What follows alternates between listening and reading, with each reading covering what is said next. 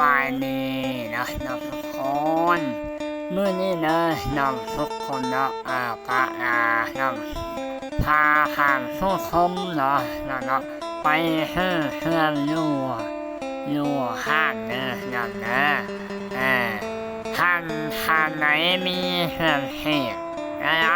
เนาะรบกวนละเนาะ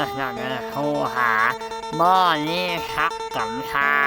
วิใครเฮิรนเนาะครับซึ่งราคาหน้า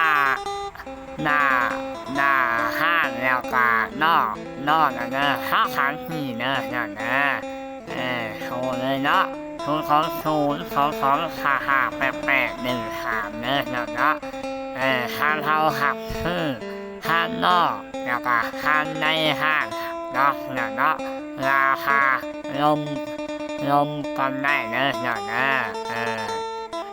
ราคานี่ขึ้นกับคุณลูกค้าถักหาเลยนะเมื่อวอล์กแอปนะ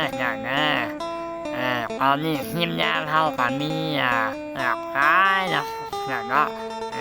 ราคานี่ข้างนอกถ้าขันที่ราคาหน้าห้างนะ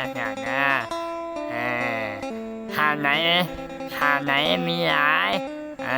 โทรลมกันได้เนาะตอนนี้กำลังเมื่อนะน้องคลิปนี้ก็บ่มีอะไรนะครับทุกคนเนาะบ๊ายบายนะครับทุกคนนะ